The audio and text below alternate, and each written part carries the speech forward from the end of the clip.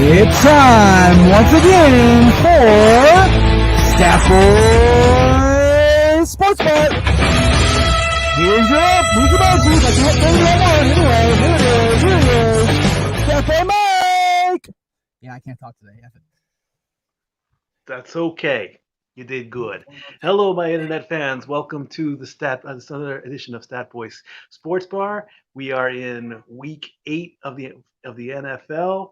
We got plenty to talk about. We got our midseason quarterback review coming up. Plenty to talk about. Lots to do. Jeff, how you feeling today? Feeling good, brother. Honestly, it was one of those things that yesterday was very cluttered, and you opted to go ahead and just move to today that we could get everything in one fell swoop as opposed to trying to do 2 shows because it's chaos. But such is life here on the JEFF MEACHAM Network. Controlled chaos at best. I mean, so. yesterday was election day. Election day is still going on. I do have CNN in on the background. I'm going to look at it once in a while, and if anything major happens, I promise not to go political.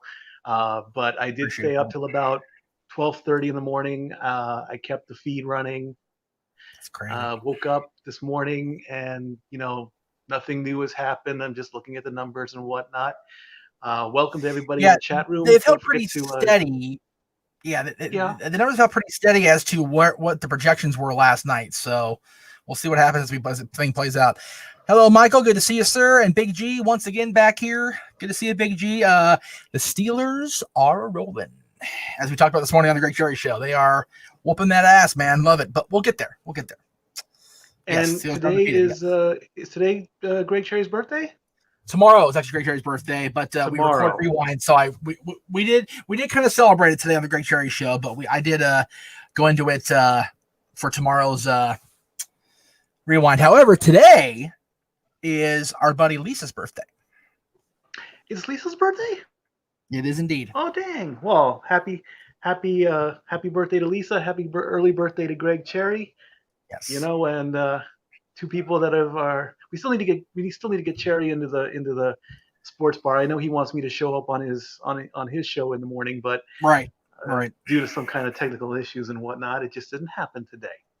Well, it's one of those things where we go on early for us because 10 o'clock's early for me. I'll be honest with you. Trying to stay up was a chore this morning because I'm just so damn tired with these new medications. But I do enjoy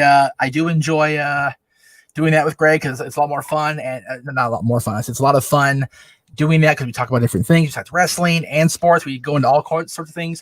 I see that Chris Goldsmith is watching. Hello, Chris. I see that you're commenting on Facebook, but you're in the group chat, so I don't know it's you unless I go into the group. So just so you know, if you comment in the group chat on Facebook, I don't see your name. I don't know why the algorithm exists. It is what it is. So thank you, Chris, for watching.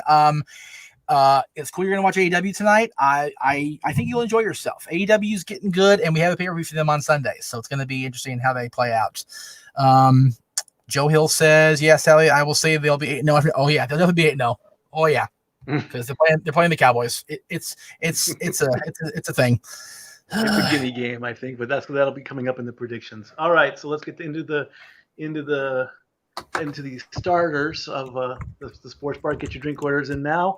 We're going to be here for a while, so make sure you drink responsibly. We're going to finish up with baseball news, and of course, last week it finally happened. We did it live here on the JEFF Network. We watched the last 3 innings of the LA Dodgers, and of course, if you haven't figured out by now, they are the World Series champions for the 7th time in their career. But the big news, besides all that, of course, was Justin Turner testing positive for COVID-19 during the game, taken out during the 8th inning. No explanation as to why it all came out during the celebrations. But apparently the story is, and if I mess up on the story, I do apologize, he was informed of his test.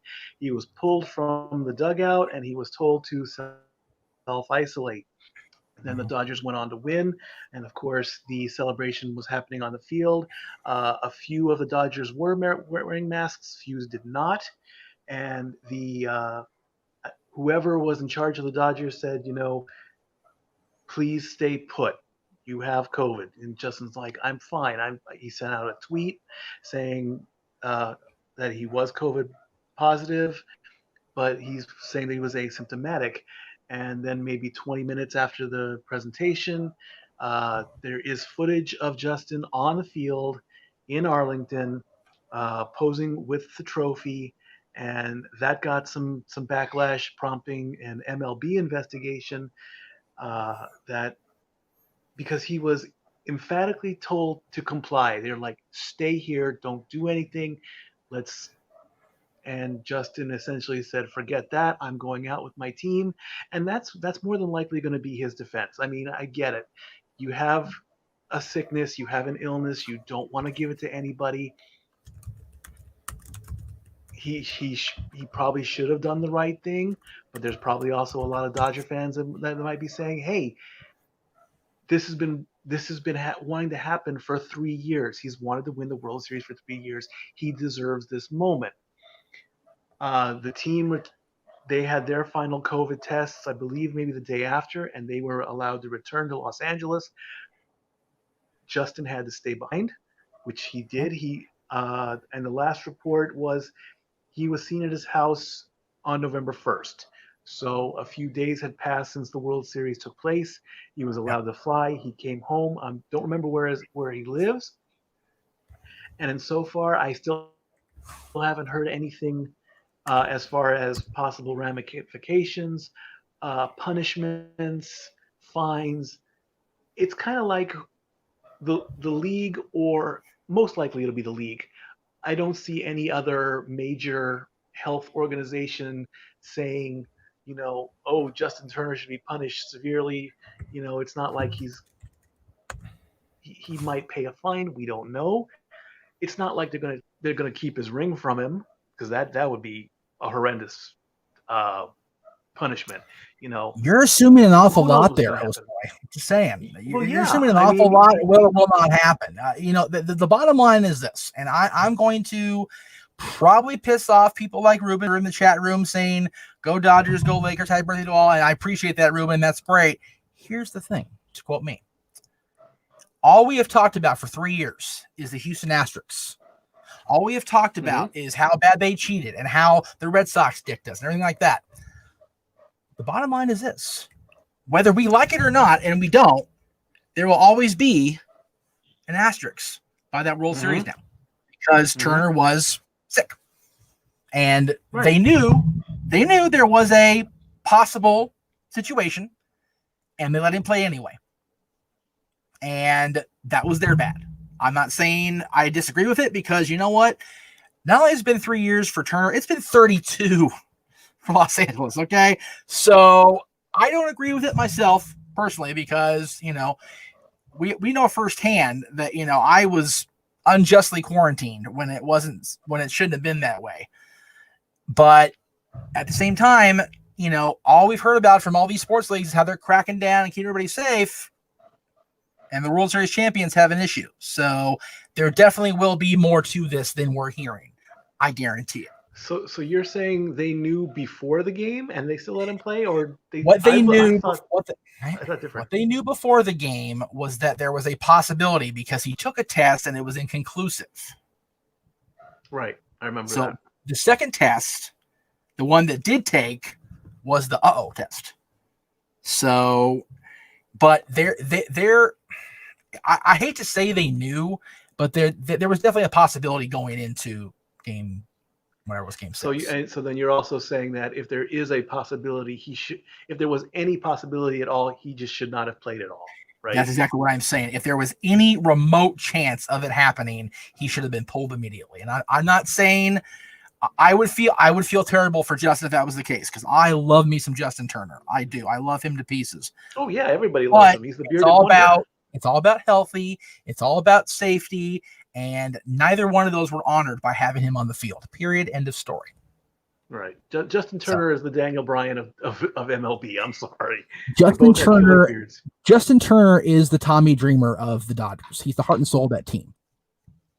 So, and it's just a shame that it has to be like that. But it's just the way it is. Like I say, it is. So it is. We like I say, we don't know what's going to happen yet, but if the news comes in a future show, we'll mention it. but we're not going to talk about baseball again until April. So, March, spring training. March, April, spring training. I mean, I can touch on this on the spring training stuff. I can touch on the trade stuff, but as far as ranking and game results, that's not going to happen until April. So, well, I think we better cover spring training because that's the only time the freaking Angels are going to win any games. So, be still. Oh, right, that got me right here. If they don't start giving Mikey some help, they're not going to do shit. So, it is what it is. It is what it is on that. So, congratulations, Dodgers! You got your WWE belt thanks to Triple H. I actually tweeted Triple H about that the day before. It took him another day to get the design out. Right. So, but let's face it, Triple H has. They got it.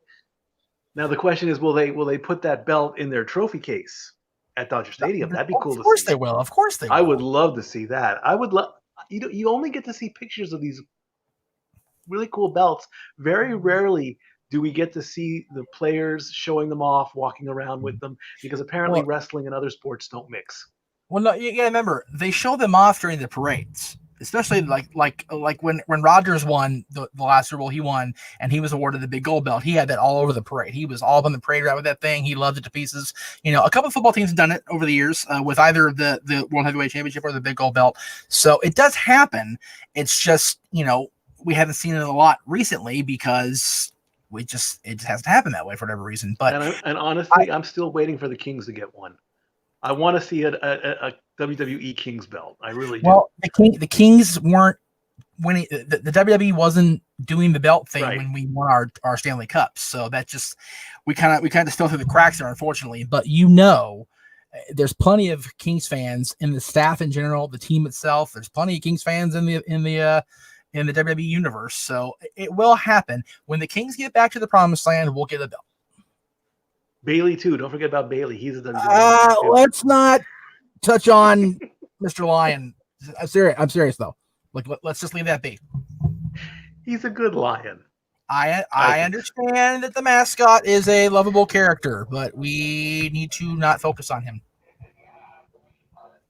Anyway, let's continue into our the strong points here. We're going to start talking football. We're talking week 8.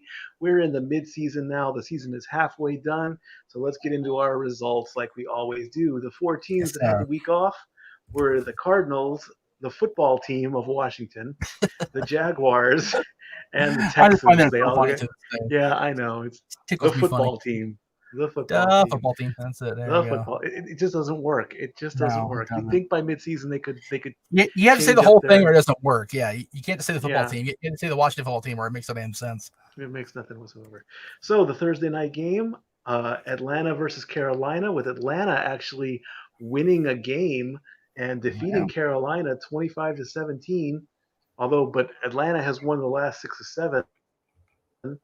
There was a scary moment for Teddy Bridgewater, thanks to a dirty hit by Charlie Harris in the third quarter. Basically, it was his head. This is why I don't like cracking my neck.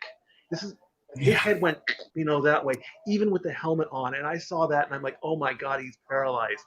And there's something going on outside. I'm not worrying about it.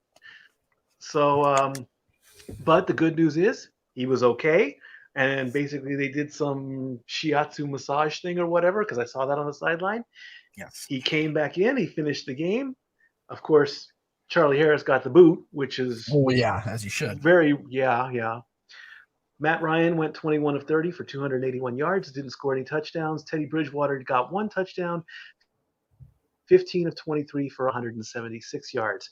Now, all these stats are going to be included in the quarterback rankings. The reason I throw out these numbers, it's almost like a staple. When you see the 5 guys on Fox, if that's what you want to call them, and every ESPN, CBS, whenever they talk about the game, they throw out the quarterback stats. So that's why I do it. I mean, and like I say, I don't know the first thing about fantasy football, but if the stats help your players, there you go. So that's why I do that. The next game, and at this point in time, is he ready to come in? I think he's ready to come in. Why not? All right, let's bring in our our New England resident here, Our Patriot expert. resident Patriots fan. Let's get his microphone up so we can hear him. Oh, yeah. His microphone is still off. Yeah, he's got to be Dylan, there. He is. What? Do me a favor, Dylan. Tilt your screen down just a hair so you've got less stuff above you. There you go. Yeah, what's wrong with the stuff above me? What? Nothing. What's wrong with the stuff above me? There was too much headspace. There's too much headspace above your head. It's not about seeing it. It's about the fact that there's some. There we go. That's perfect. If you remember, your Uncle Jay used to get on me a lot every time I took a picture with a camera. I would always have way too much ceiling and way too much sky. So well, my hair that's is why we're. big and I don't like it. I like having it. It's fine. You look fine. You look fine. Don't worry about it. All right. So Dylan, the Bills beat the Patriots 24-21, and they've lost 4 games. What's going on in England? Talk to me, boy. Go ahead. The floor is yours. What's up with New England this season? Cam Newton has COVID. Julian Edelman is in his 30s, and our second-string quarterback threw 5 interceptions in the first quarter. There you go. But I don't know why Dad's chuckling. I mean, the Cowboys have barely won a season. Oh, okay. Don't go attacking the Cowboys yet, nephew. Not yet. Good play, but too soon. I admit the Cowboys Newton is off the COVID list, and Cam Newton is off the COVID list. He's okay now. He did his 2 weeks. He's fine. That's not an excuse. You can't use COVID as an excuse. Right. So give me something better with that. Okay, our second-string quarterback that was in the last 3 games, again, threw 5 picks in the first interception of his What's first his name? Julian Edelman's in the 30. We have Brian Hoyer. There you go. Against the Chiefs. He threw literally 4 or 5 interceptions within the first quarter. Yeah, it was ugly. I'm just sitting there in disbelief. I'm like, oh my God.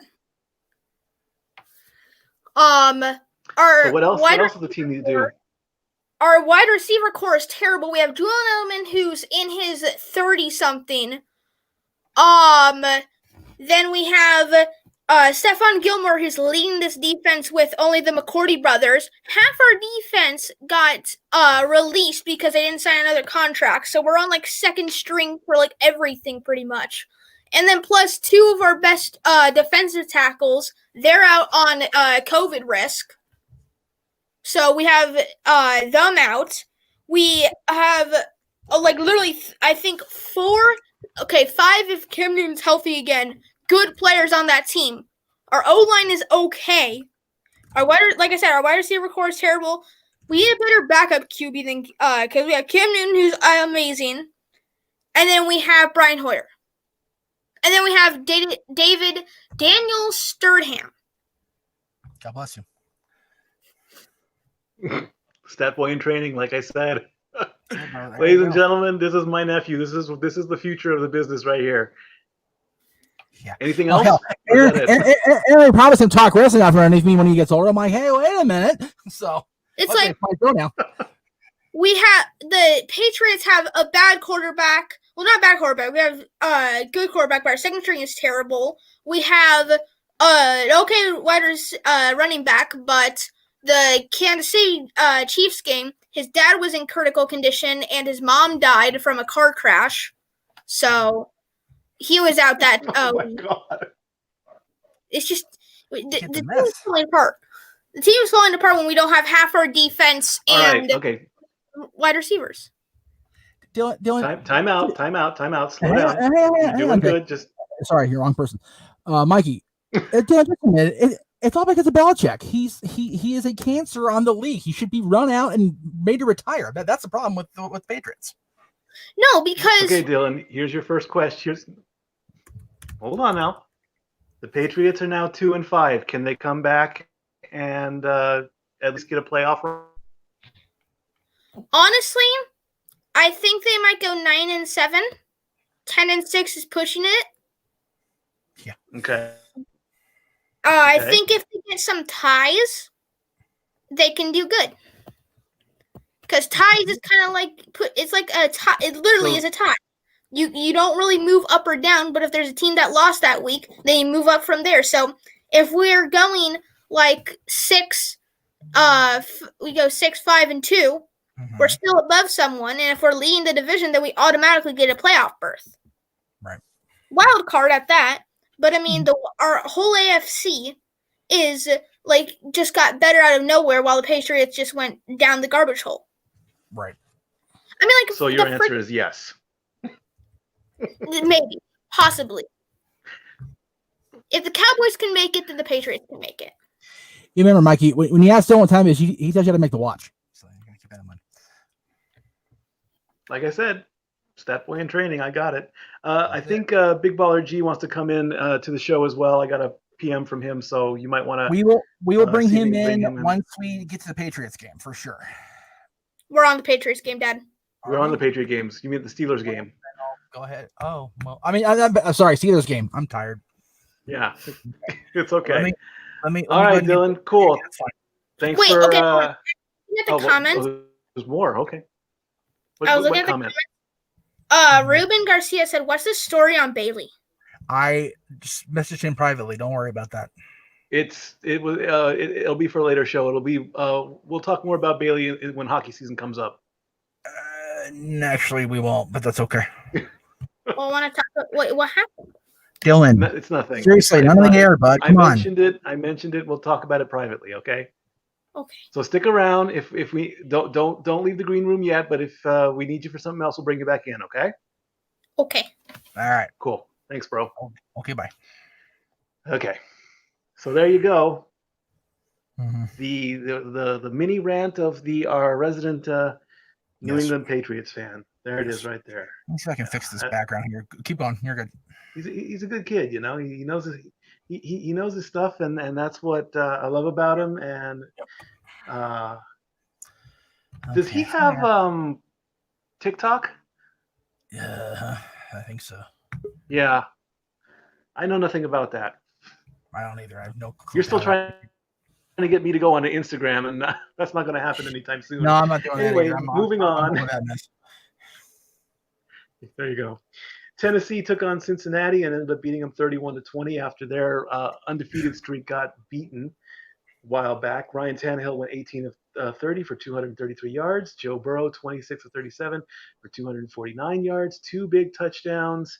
And at this point in my predictions, I went 0-3. This was actually, spoiler alert, this was not a good week for me at all.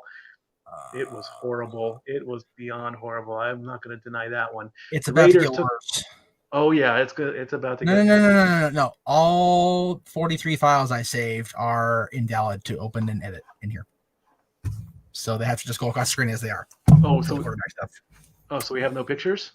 We have pictures. Well, they're just going to be all different shapes and sizes. So that's fine. That's fine. No big thing. It's all right. Carry on. Technology at its finest, ladies and gentlemen. All right, the Raiders took on the Browns. Before you get there, I assume you're going 43-1, right? Are you going bottom to top? Yeah, bottom to the top. Okay. Very good. Yeah. Carry on. Raiders took on the Browns and ended up beating them 16-6. This is the fewest allowed points that Las Vegas has done since Week 15 of 2012. Derek Carr went 15 of 24 for only 112 yards. Baker Mayfield didn't score any touchdowns, went 12 of 25. The Colts took on the Lions and ended up scoring 41 big points.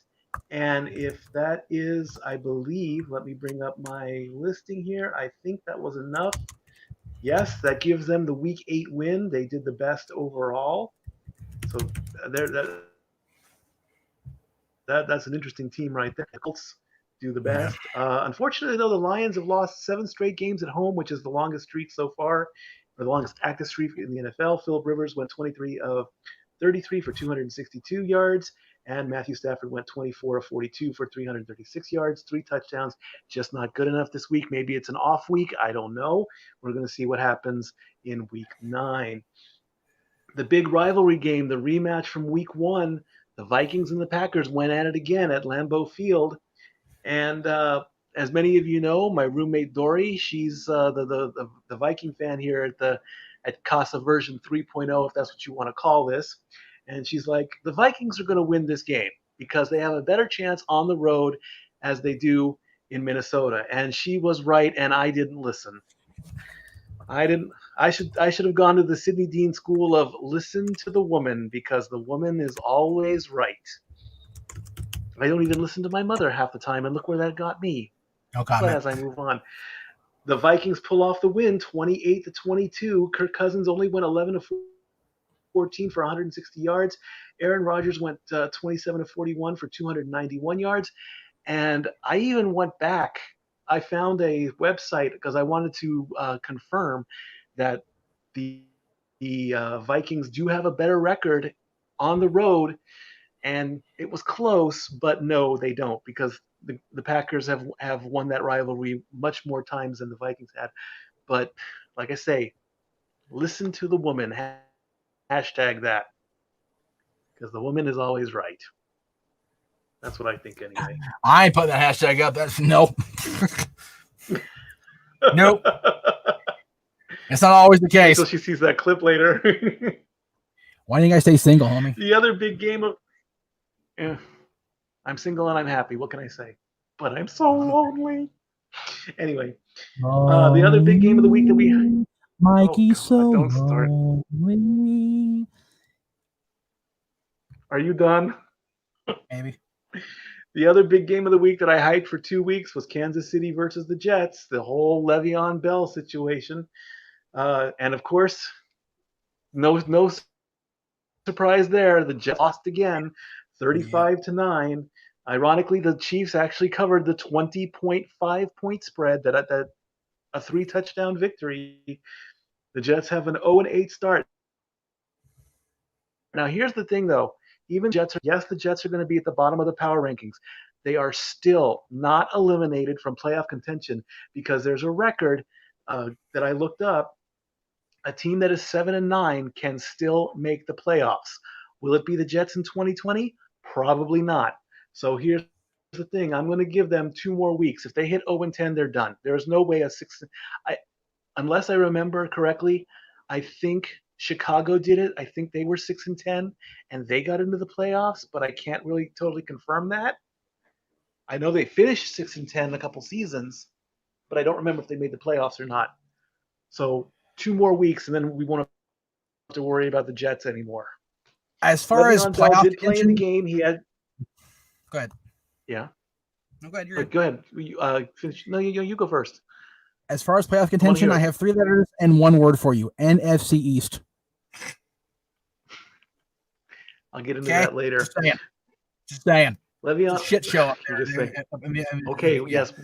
You have made it abundantly clear since week 1 that you are not happy with the NFC East. I get it. Their numbers are low. I get it. And the playoff structure sucks. I get it. Le'Veon Bell did play. He had 6 carries, but he only amassed 7 yards, which usually is 1.1 yard per carry. What's the point of that?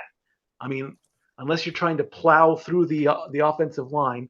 He did have 3 catches for 31 yards, but after all the hype of getting Le'Veon Bell to the Chiefs, those numbers are very disappointing, I believe. I mean,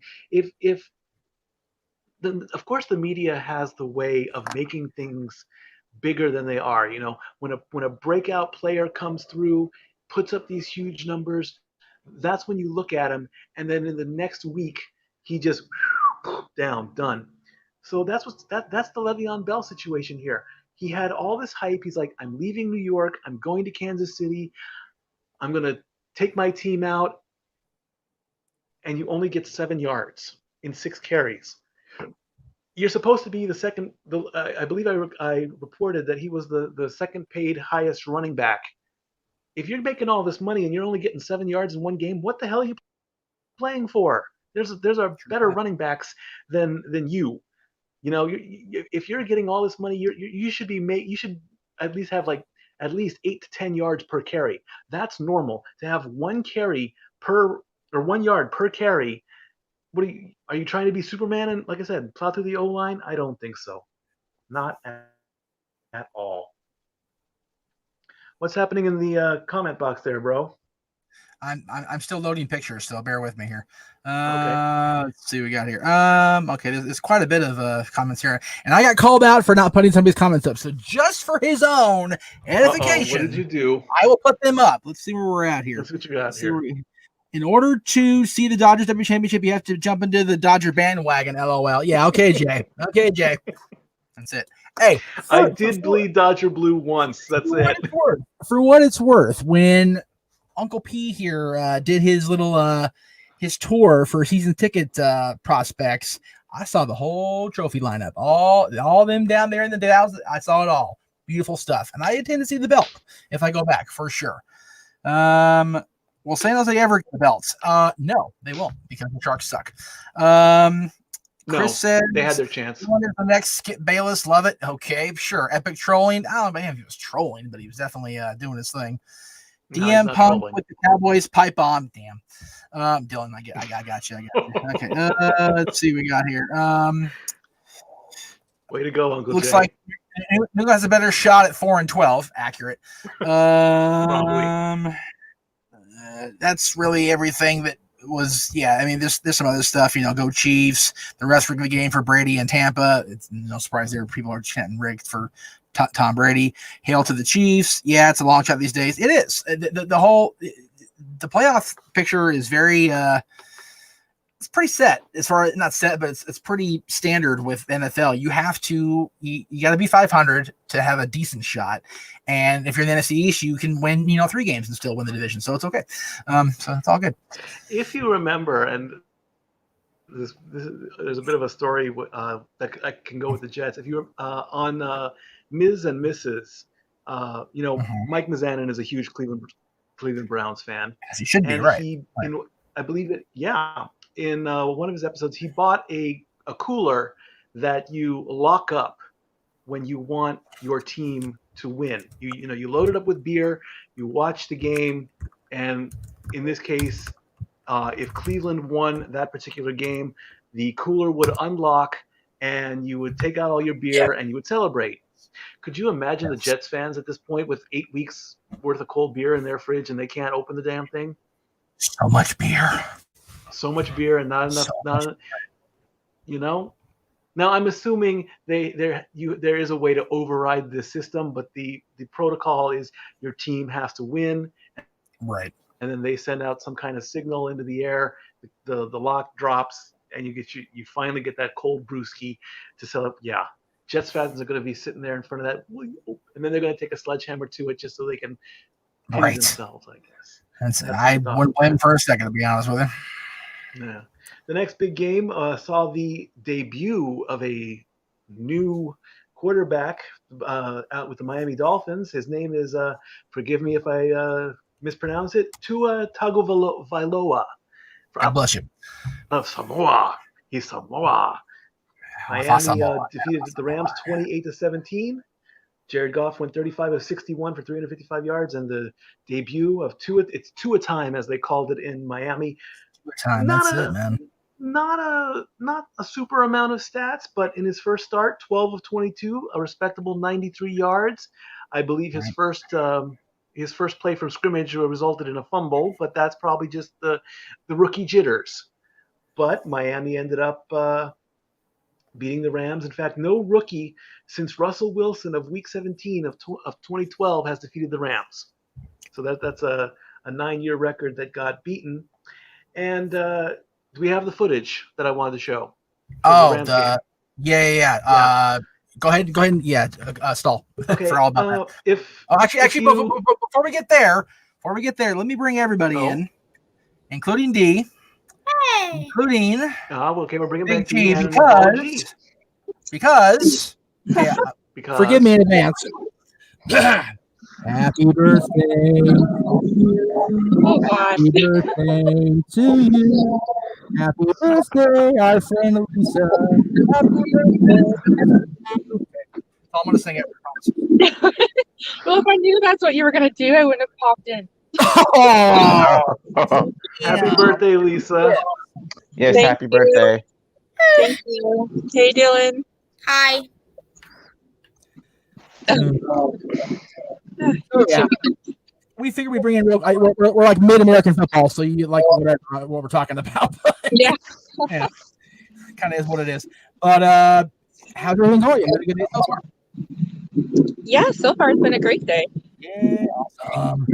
Always good to hear that. Always good to hear that. How is it down there? It's a shit show, but it's the day after the election. We're drowning in election. We're drowning in election drama. Yeah. Yeah.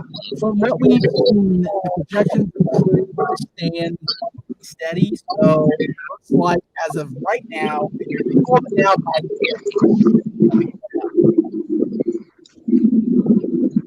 I see. I'm pretty much at the point where it's anybody but it's just not. But again, we're talking about sports. What are you up to for your birthday? Anything special? I mean, it's I know it's not a milestone, so anything special out of routine? Not really, just family. A lot of family, friends. Like, not much else I can do, really. Well, yeah, because the whole obey protocol, God forbid. And better anybody doing what you do. That's definitely good that you guys are heeding the protocols. So. Yeah, well, like I said, I mentioned it briefly on tomorrow's Rewind. We did a little thing for you, and tomorrow's Greg's birthday, so we did a thing for him also. So it's a big week. Lisa's birthday, Greg's birthday, everybody's having a birthday. I love it. Yay! Anybody else want to say something? I'm just dominating the conversation. I'm trying not to. I'm trying to get this thing open for Mikey for the clip that he wanted. So somebody else say something. All right, but I'm gonna dip out. Well, the Let you guys get back to the show here. Well, thank you for coming on. Enjoy the rest of your birthday. We'll talk to you soon. I'll talk to you later. Bye. Thanks, guys. Bye. Bye. Bye, Lisa. I have a question in the comments. Well, what I noticed. Comments. Okay, what have you got? Okay, hang on. It's not a wrestling show. And you know that. Oh, wrestling is sport. No, Yeah, we're talking. Okay, Report Card Radio. We will bring Dylan on a wrestling show. Maybe I'll bring him on Monday for Talk Wrestling. We'll talk about his top 5 superstars. That way he has a week to think about it. Okay, there you go. Okay. All right, now There you go. here early. Anyway, we brought Big G in because Lisa came on. If you want to stay, G, you're more than welcome.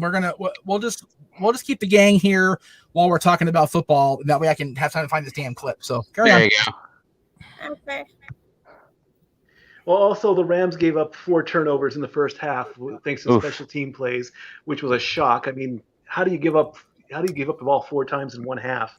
But then on the sideline, they showed. Of course, the game was in Miami, and we all know about the horrible weather conditions that can happen in Miami, even during what's supposed to be winter. And are we good now? Do we have the clip yet? Or I'm working on it. This stupid thing's not loading. It's not Has loading. everyone seen the Dak Prescott injury? Can we not bring that up? We talked about that 2 weeks ago. Yeah, we did. Ugh, okay, We I found it. Okay, here we go. Check this out.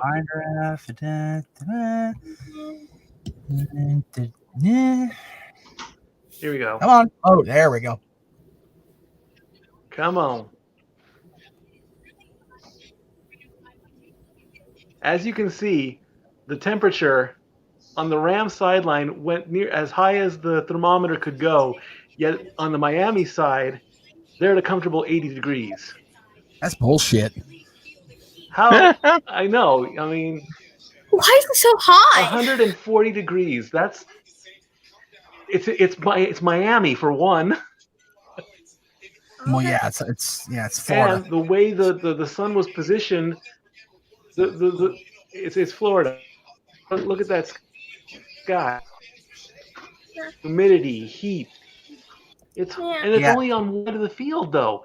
Yeah. That's a weird thing. I really don't know. That's the weird thing of it all.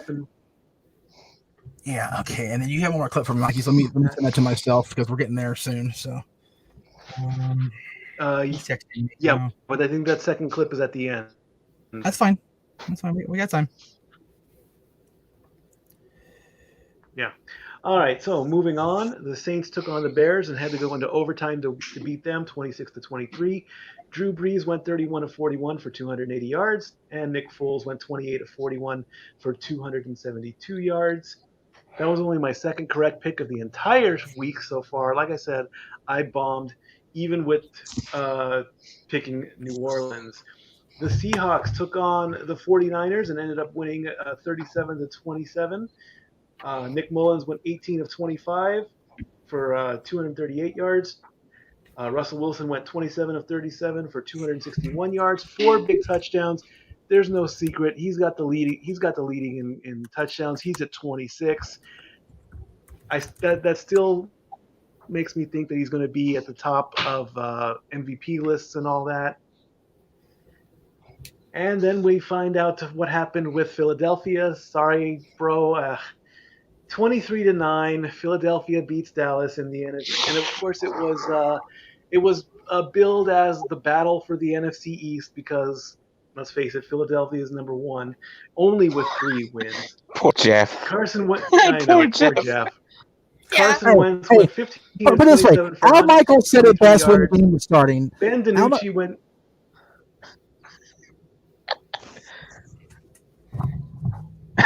What did Al Michael say? Al Michael start that.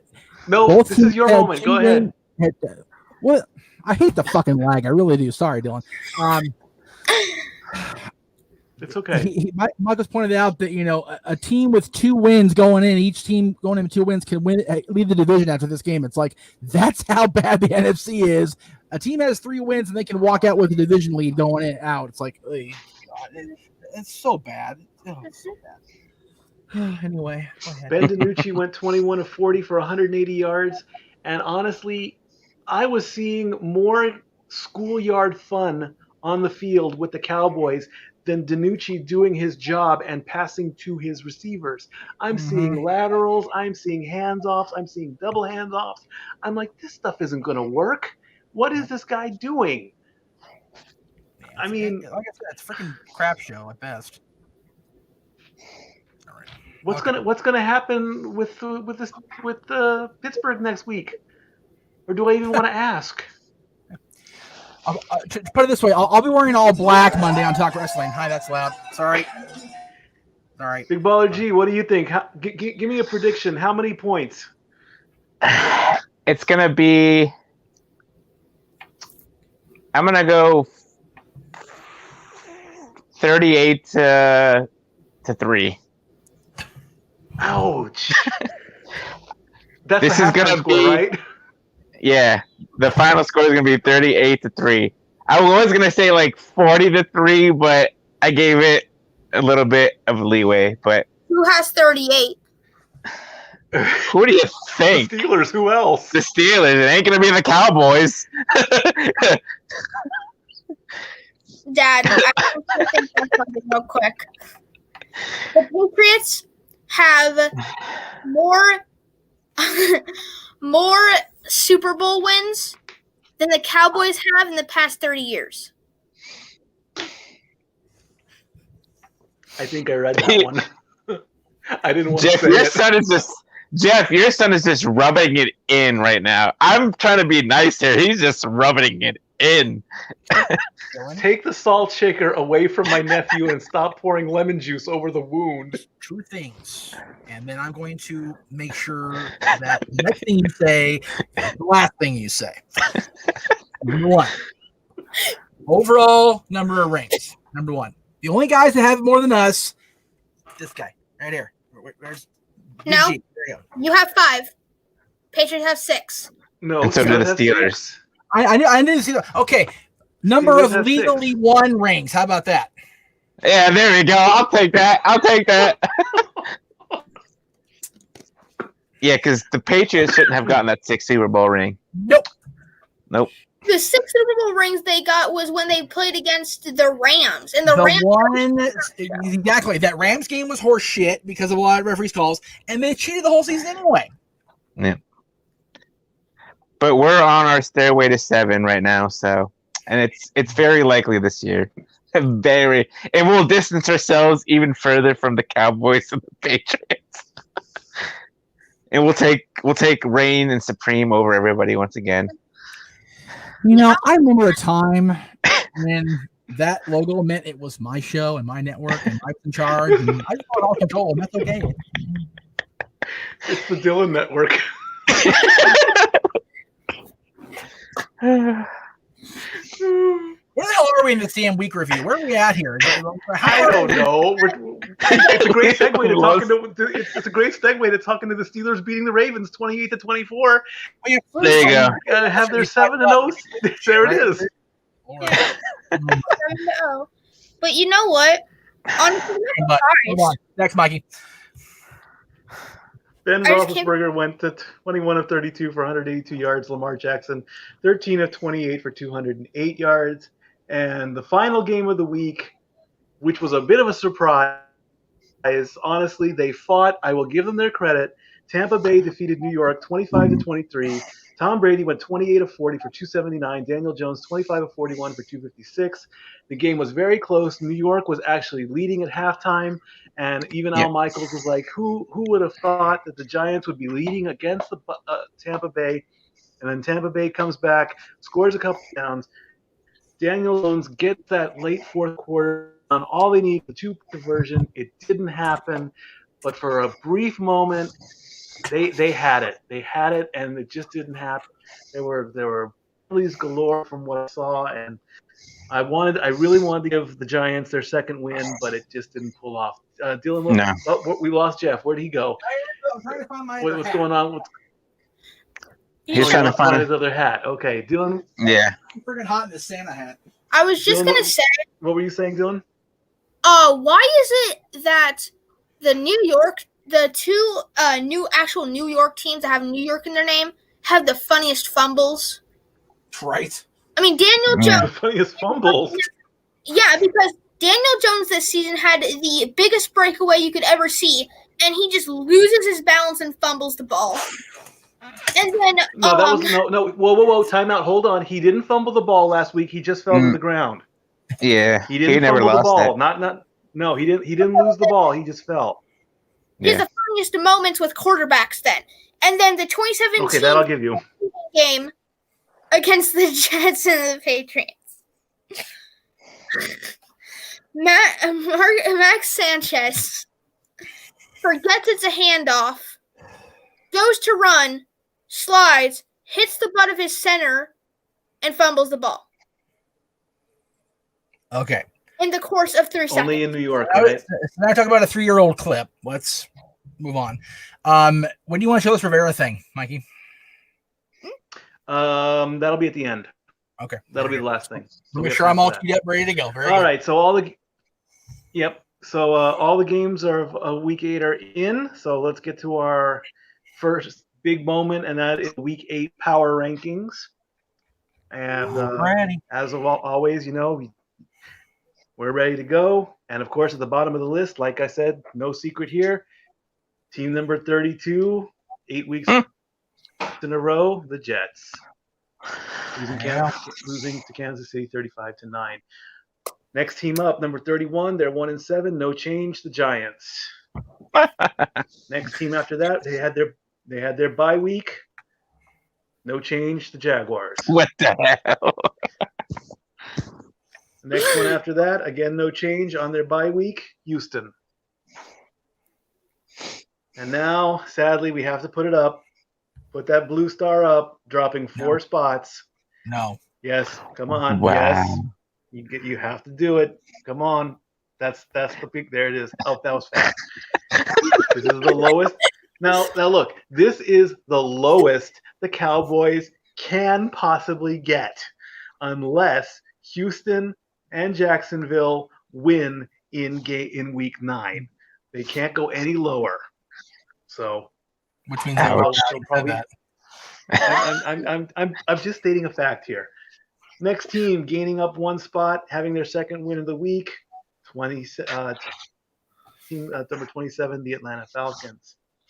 Team 26, they were on their bye week, but they ended up losing a spot. Washington. The team that wants to be soccer. There you go. Dropping 3 spots. Thanks for losing to Buffalo. Sorry, Dylan. Team number 25. I like that logo. Patriots. Good. 4 dropping 3 spots. You like that logo? Easy there, Boogaloo. No, because that's Los Angeles, and they're not Los Angeles. Team 24 dropping 3 spots. Los Angeles Chargers. I still think they should move to Oklahoma Or back to San Diego. or back to San You know Diego. But I mean, there's no San Diego team now. There, Andre, I still Padres. call them San Diego once in a while too. and All right. Oklahoma City has a good city. They don't have a football team. All they have is a basketball team. And they had one of the best college teams in football. So that's anyway. Moving right along now, please. Thank you. Yeah, they do.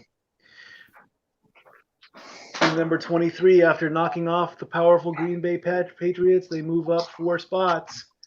The Green Bay Patriots. You want to try that again, Purple Mikey? and gold. The Purple Green and Bay. white. Oh, I said the Vikings. Did I say Green Bay Patriots? Yes, you did. Did I really say Green Bay? Oh my God, I said Green. Wow, I'm mixing up teams now. How about that? Okay. I said Green Bay. Yeah, hashtag that one. Next up, He's moving dropping his 4 notes spots smart. after defeating Tennessee. It's in Bengals. Fine, I'm drinking water. I swear. It could be vodka. 21. After losing to Atlanta, they dropped 2. They only have 3 wins. And Carolina. 20. They beat the Chargers. Not an easy test. 31-21. 3 spots up. Burr. You have the Denver logo? There you go. Thank you. Dropping only 1 spot after losing to Indianapolis. 3-4. The Lions. Still in the Mikey, top are you 20. on Wi-Fi? That's okay.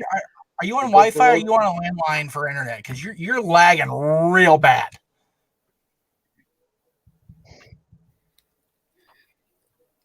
I'm on my standard Wi-Fi, so Okay, whatever. Anyway, all right. technology. Fine to say. Yeah, pretty much. All right, here we go. The team that beat the Cowboys 23-19. They jumped up 2 spots. Philadelphia. Yeah, Fly Eagles fly. die Eagles die. Yeah. Next team, they're 4-4. Yeah, die Eagles die. I know you. That's what you like to say. San Francisco at 17. No change in the rankings for the next team, even though they lost. They have enough points to stay where they are. The Raiders. Las Vegas Raiders. They've beat the Rams. They gained 2 spots. They have their rookie quarterback. Miami at 15. Wow. They lost to Miami. They lose 4 spots. They're in the top 15 still, not by much. The Rams. Almost if not the biggest drop of the week, thanks to losing to Las Vegas and only scoring 6 points. The Browns. Hang on. Sorry. It's all right. Right. Good. There we go. I got it. There we go. There you go. The Browns. No change in the next team, even though they lost in overtime. Team number 12, the Bears. Bears. Bears. The Bears. Putting up the most points in week 8 gives them 2 spots. Their 5th win, the Colts. And now we're in the top 10. They dropped 3 spots. They didn't even play, but they're still the top 10. The Cardinals. Next up, they dropped 3 spots because they lost to the Steelers. The Ravens. One of the biggest jumps of the week. They gained 6 spots. They were in the top 10. They beat Carolina. The Saints. Who dat? Team number 7. They beat Cincinnati, but somehow they dropped. That's an interesting and odd move. I guess they didn't score enough points to move up in the spots, but they are still in the top 10. Tennessee. They beat the Texans 35-20. They also dropped 2 spots. The Packers. Go Pack Go. The New England Packers. We're in the top 5. Yeah. We're in the top 5. They jumped up 6 spots. Buffalo. They also jumped up 5 spots. They took out the Giants on Monday Night Football. A big jump. Tampa Bay. And the top 3 teams, they're the same as last week. No change for any of them. Seahawks at number 3. Kansas City at number 2. Go ahead, Big Baller G. It's all you. Say it. 7-0 undefeated, baby. 7-0. Pittsburgh Steelers. Undefeated number one. There you go. So And those much are your like your power colors, rankings going that's in. undisputed. There you go. There you go. It's undisputed, baby. There it is. Undisputed, baby. All right. Going into week 9. Oh, I probably should have previous for week 9, shouldn't I? Oh, well. Just come join the dark side, If Jeff. you don't have it, that's okay. Not a big thing. I don't. Okay, so are we He all will doing never picks join the dark or- side. No. Mikey does picks for week 9. If you want to make picks, Dylan, maybe like write them out and send them to me or something. But I mean, if you want to throw out a quick opinion on my picks, I'm okay with it. But and Jeff, I'm not trying to undermine you or anything, but Here's my thing. I kind of wanted the audience to. Okay, go ahead. Here's the thing. I was planning on going overtime today anyway because of the extra stuff. So if he wants to throw in a couple of blurbs, not a freaking Dylan, marathon diatribe, go for it. Yeah, I mean, I would like to see some of the audience, share their results if they make their picks. So far in my total picks, I'm under now. So my overall record is 58-61-2 on the season. I mean, like I said, this was the worst week I did. I went 4-10 on the season. My best week was week 3. A couple of 7 and 8s for the remaining weeks. So, like I said, if you guys want to follow along and make your own picks, and then let me know where you guys stand during the week. That's fine. I'm fine with that. So in week 9, we've got the Packers taking on the 49ers tomorrow. Green Bay is a 2.5-point favorite, meaning they have to win by at least 3 points for me to be right. So I'm taking the Pack on that one. And remember, you don't have to take the points. That's just what I do. If you just want to make a clean pick, by all means, go ahead. It's a 50-50 shot unless it comes up into a tie. Denver's taking on Atlanta. So I've got Denver +4 on that one. Seattle's taking on Buffalo. I got Seattle -3. Baltimore takes on the Colts. I've got the Colts at a +3.5. Houston and Jacksonville. I'm taking Houston at a -7, meaning Houston has to win at least by 1 touchdown for me to be right. The big point spread is the Chiefs. They're at a -11.5 against Carolina.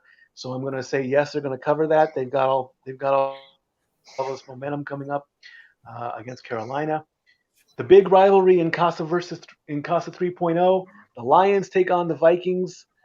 Anthony's already challenging me, saying San Francisco will win. Denver wins. There you go. He's already agreeing on a lot of my things there. There you go.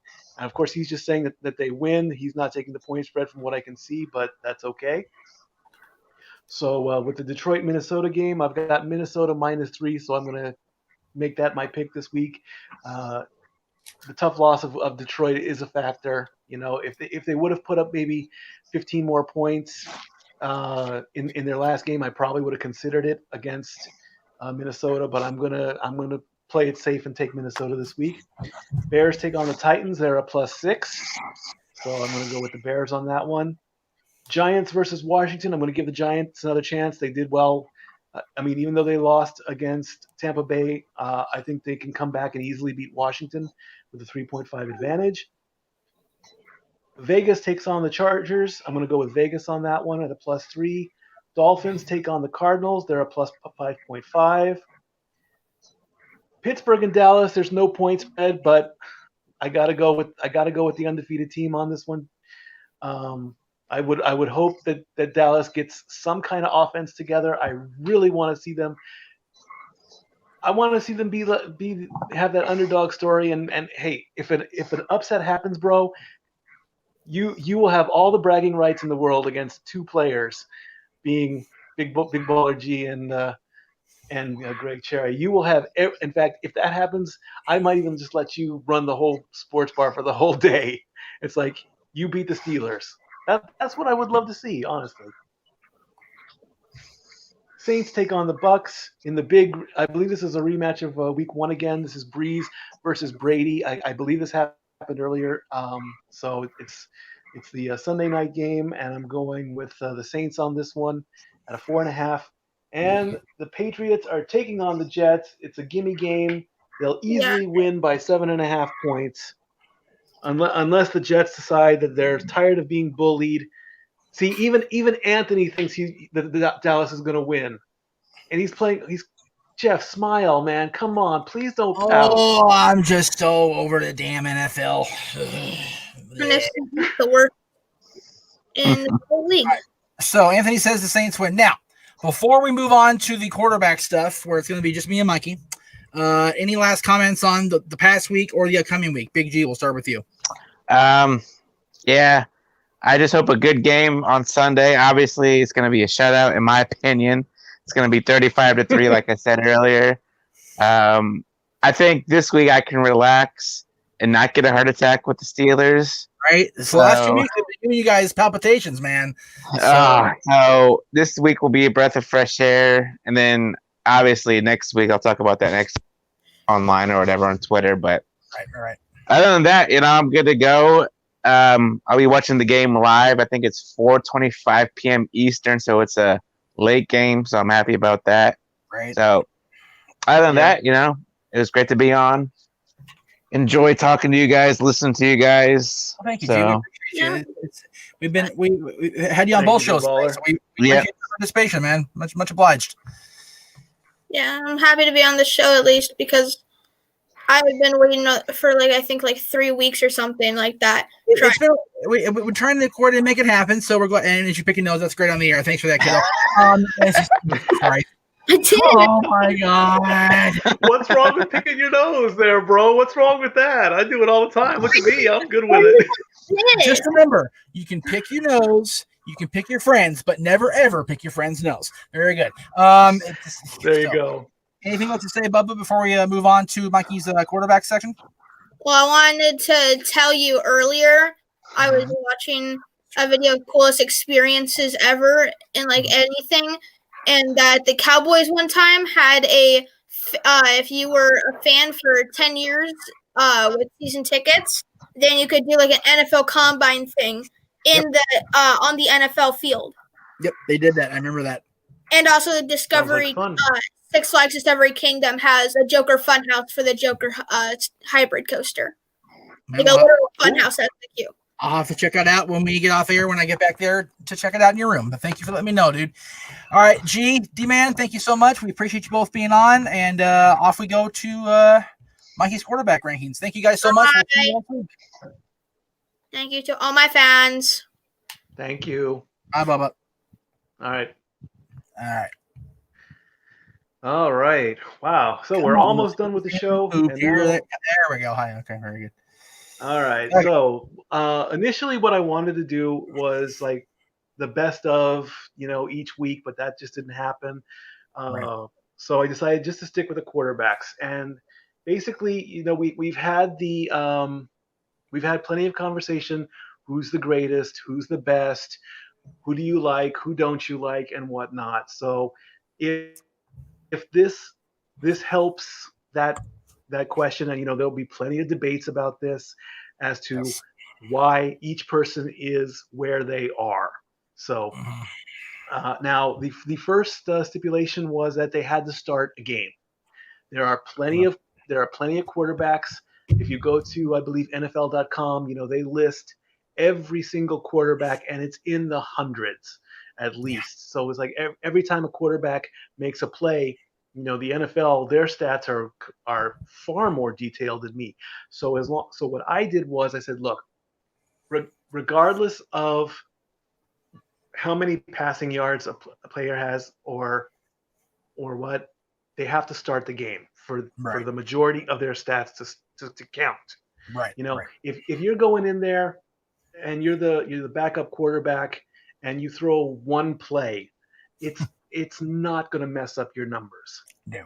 At least I don't think. Now, if a quarterback starts the game, leaves the game, and comes back, that counts. Right. There was an instance, I believe, with I wanted to say maybe Darnold and Flacco of the Jets. I believe there was a situation where one started and then the other came in. I don't remember who was who, but only one of them counted. So with all that, I based all the numbers on their pass completion ratio, the number of passing yards, the number of the number of touchdowns, and then the interceptions and sacks would lower their rankings. So a player with the least amount of interceptions and sacks would earn a higher spot. Now, there are players that have only played one game, being Ben Denucci, Andy Dalton, Brian Hoyer, Tua Tagovailoa. They've only played one game. Right. Thank you. But they don't have any sacks or they have less than 5. That is a factor.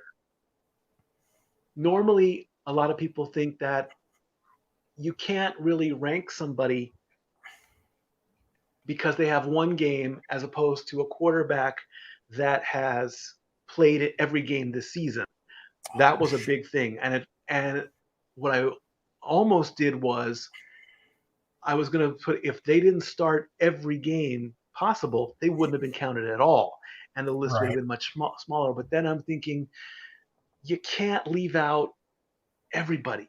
So that's why I went with the starters. All right? Cool. All right. So after a ton of work, a week's worth of compiling everything and whatnot, we have the ranks. Yes. And we're starting at the bottom of the list. And he's from, let me make sure I have my right one. He's from the New York Jets. He's ranked number 43. Sorry about that. Yeah. Like I said, this is going to be a mess. I'll tell you that right now because it didn't work the way I planned it to work. So it's going to be a mess. Wow, I'm Sam. Look at that red hair. I'm Sam Darnold now. All right, there look you at go. that. Look at me. I went. That's kind of cool, actually. Yeah. I would say that his best week was probably week 1 when he went 21 of 35. He's only got 1,000 passing yards. He's only got 3 touchdowns. He's been sacked 19 times. Ugh. He's playing for the Jets. The Jets are not doing good, so no. His lowest percentage, 52.2%. So sorry, Darnold, you're at the bottom. Yeah. Can't do much about that. Next up, let me go back here. Daniel Jones of the Giants. He's putting up numbers. I can't say anything. Oh my God. And let's not forget, of course, that 80-yard debacle. His best week was week 7. He went 20 of 30. He's got the 1666 when it comes to pass yards. He's got 7 touchdowns. He's got 9 interceptions, but he's been sacked 23 times. So I think you turn your head, and next thing you know, well, Sam Darnold or Daniel Jones has been sacked again. Yeah. Next up, of the Eagles, yes, Carson Wentz. Hello, Carson. Now, Carson, if you remember, in week 1, he got sacked 8 times in one game, and you're laughing now. He's number 1, and his team is number 1 in the division. Just remember that. I don't give a shit. It's still funny. He's been sacked 32 times over the season. His best week was week 4 with a 64.3. He's got 1,800 passing yards and 12 touchdowns. Up next, of the Denver Broncos, we're talking about Drew Lock. And let me bring up my numbers on Drew Lock. Now he only played week 1, 2, 6, 7, and 8. Yeah. So he's got less experience. Uh-huh. In fact, week 2 was the debacle where I think he got injured and didn't even make it past the first couple plays, and Driscoll had to come in and save him. So he's down there mostly because of inexperience. Yeah, of course. He's not bad. It's just he hasn't had a lot of, you also see the Undertaker. I've had more shower time. You've had ring time. It's kind of what it is. It's the same type of thing. He hasn't had a lot of field time yet, but he'll get there. Exactly. Just gotta let him get that thing. Yep. Next up, Dylan's favorite. I am sorry in advance for this hairstyle. I did not approve this. Let's see it. Good Lord. Whoa. What the hell is that? A hot mess, Cam. Come on. Cam, no wonder you're here at the bottom down here, bro. I mean, jeez, look at that. Look at that. I get we in COVID. I get we in COVID hairstyling, but come on, Jesus Christ. Grief. His lowest week was week 7, where he only had 98 passing yards. He's in the 60% range when it comes to completions, but he is not scoring touchdowns. That's why he's down at the bottom. He's only got 1,100 passing yards. Greg and I talked about it this morning. I personally don't think it's working. It's totally a conflict of styles thing. He and Belichick do not gel. They just don't. And, very few people gel with Bill Belichick because he's such a freaking asshole. So, it didn't surprise me that Cam's having trouble. But, at the same time, they've got the talent there where they could do better. The entire team, including Cam. I mean, yeah, Cam's been sick for a couple seasons. Let's be real. But at the same time, it comes down to, overall presentation, overall gelling with everybody, with coaching, with players, everybody, and they just don't have the good mix right now. So, anyway. Up next from the Minnesota Vikings. Again, I apologize for this. Again, it's the way the picture's saved, so I'm sorry. That's a pretty good picture. It's just a mess across our screen, but That's okay. Kirk's best week was actually against Green Bay last week in week 8. He only went 11 of 14, almost 80%. His passing yards are okay. He could have a few more touchdowns. He's been picked off 10 times. He's been sacked 15, so that's another reason why he's down there on the bottom. But hey, who knows what's going to happen in the second half of the season? There you Up go. next from the Washington football team, we have Mr. Dwayne Haskins. Looks pretty good there. There you go. And now he's only played in 4 weeks because Kyle Allen took over in week 5. So that's another hurting thing. He's only put up 4 touchdowns. His interceptions are low. His sacks are in the middle, I would say about 13. But again, another lack of experience has got him on the bottom. Lack of field time is what it is there. It is, yeah.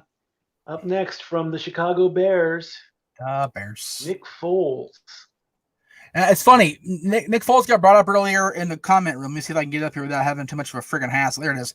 Anthony said Carson Wentz sucks. The Eagles would have been better off keeping Nick Foles. I tend to agree with that personally. Not a bad call, actually. He's played since week 4. His numbers are consistent. He's if he would have maybe come in, the only reason he came in was because of Trubisky's injury in week 3. But he did have his best week is week 5, going 30 of 42. He's got 1,200 yards. He's got 5 touchdowns. Sacks could be a little bit better. He's still in the middle in 13 on that one, but but sacks, you can't 100% blame sacks on the quarterback. Yeah. That's a defensive thing, and it really is. And having played, I'm not saying I'm an expert or anything because Lord knows I only played 2 years of football, but the defense has to. Yeah, the guys on the line have to protect the quarterback. They have to protect their investment, and if they're getting through that much on Carson, that's on them. Carson is doing his job when he's allowed to do his job. It's just they're not letting him do his job. So, I think I was going for that in some cases when it comes to a sack, if it's not the defensive line, then it does fall on the quarterback because he's making one of those decisions where I didn't get rid of the ball fast enough, or or nobody gets open. So maybe when we return to this achievement at the end of the regular season, we will do an end of the season thing where I will rank everybody. Okay. Maybe I'll take sacks out altogether. Well, Moving no. on, a I blast don't from mind the you putting in there. I'm not trying to. That's a very important stat. I'm not trying to discourage the importance of that particular statistic. I'm just saying that's not always the quarterback's fault. Like you said, a lot of it is the quarterback making a decision in the moment, and whether they think they can, get rid of the ball into a completion, or just get rid of the ball to end the play, or if they just sit there and take it. So there's a lot of things going on in a quarterback's head in that moment. So it is partially their bad. Right. So anyway. All right, next up, the blast from the past that came in, I believe. We're talking about Joe Flacco. Oh, now I'm Joe Flacco. Okay, cool. Wow, how about that? I kind of like that overlay there because it's like, I'm Joe Flacco. Yeah, I can't. I don't know why they all. It's weird. Anyway, it's weird. Let me see what we got on Flacco here. Yeah, I only have him for 2 games, but but somehow it's just the way that the numbers fall, because I took their average spots from each rank, put them all together, chopped it up, and this is where he falls. Yeah, so, and again, the New York Jets quarterback being in the bottom half is to be expected. They're playing like shit. So so they're bound to be in the low part of the totem pole for sure. So there you go. Up next, Lamar Jackson of the Ravens. There you go. There he is. Look at that. Best week for him was actually week 1. He was 20 out of 25. He could have a little bit more room in the passing game. I would say his average is about 200 yards a game, but a really good quarterback would probably be in the 300. So that kind of hurts him a little bit. 12 touchdowns. That's quite good, actually. He's only been picked off 4 times. So, but like I say, he's got to get more yardage. I think he's got to air out the ball, I think, a little bit more. And if that happens, his numbers will shoot up big time. I would agree with that. There you go. Next up from San Francisco, Jimmy Garoppolo. Jimmy Garoppolo's playing football? What? No. Hardy har. Best week was week 2. He's actually had 2 80 percentile weeks. There you go. 14 of 16 in week 2, and 20 of 25 in week 7. Again, the yardage is with a low of 77 all the way to a high of 268. He's got to get the yardage going. 7 touchdowns, 5 interceptions. So we'll see what happens with him in the second half, but not much there. No. Next up, one of the new ones that popped in. Oh my God, that's a scary pop-up. That is Ben DiNucci. And our own hope. we knew nothing about him. No. I know nothing much about him, but he didn't do much in his only game, in his only start. I mean, 21 of 40, 180 passing yards. And again, it's just where the numbers fall. And he got sacked 4 times. So, yeah. And they ate him alive. Yeah, they really did. They did. No question about it. Next up.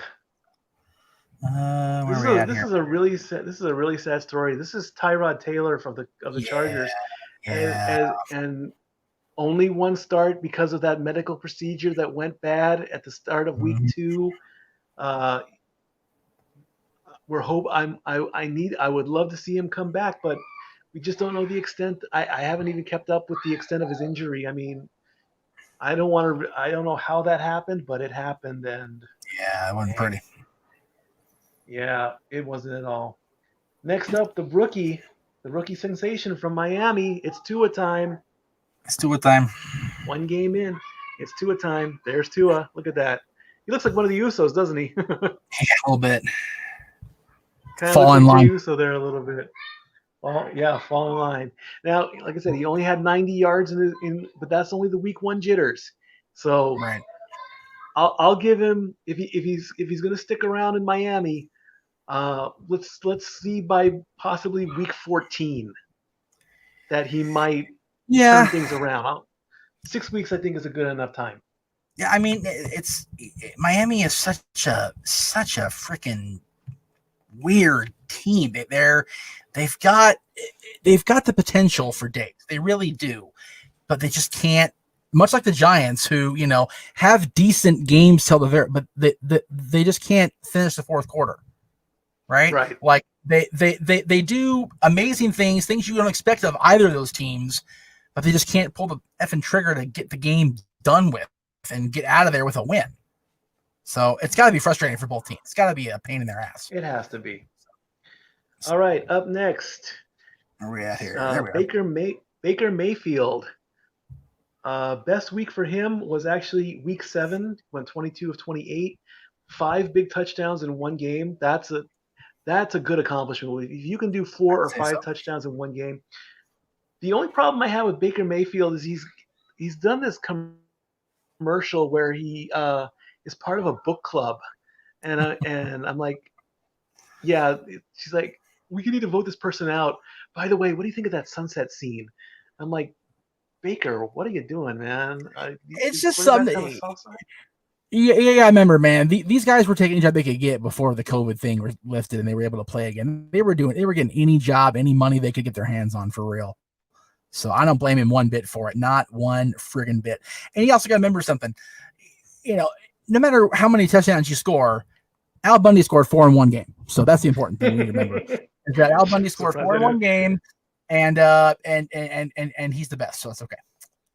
I'm surprised I didn't put him in here. Up next, Dylan mentioned him earlier, but he's up here. He had 1 start. Wow. And not a bit of hair on top of his head. Brian Hoyer of the New England Patriots. It's at the backup. Second string Yeah, he's the backup. So, and he's higher than Cam Newton in that one game that he played, or one game that he started in. Not necessarily one game that he played, but it's just where the numbers fall, guys. It's just where the numbers fall. And again, if you guys disagree with this, put a comment in there. I've seen some comments. Somebody said Denucci should be last. I tend to agree with that because Denucci's freaking terrible. So I mean, but he's terrible. He's only had a handful of downs, so he should be lower. I would agree with that from Michael for sure. There you go. Up next of the Broncos. Now this guy. Here is Jeff Driscoll, number 10, and he has. If I let me make sure. Do I have him at the top of the list in something? Where is he? Yes, I do. No interceptions, no sacks at all. But how many games has he played? That's the next question. Yeah, exactly. It's all about that ring time, kids. Yeah, 1 game. So yeah, it's if you go a full game without it, you're in good shape. But that's 1 game. So. Jeff Driscoll, there you go. All right. Next up. Where are we at? There we are. Mitchell Trubisky of the Bears. There you go. And he's been out injured for a bit too, so that's why Foles has been taking over. He only played 3 weeks, so can't say much about that. I think it's I'm going to take the thing off here because I think it's a effing shame that Nick Foles is strictly a backup quarterback. He's way better than that, I feel. So it happens. Doesn't make it right. It happens. No, it doesn't make it right at all. All right. Next up. We should be number 24. Is that where we're at here?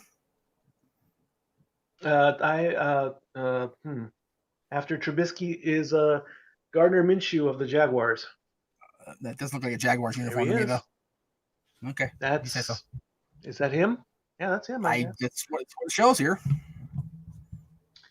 And Gardner actually got in week 1.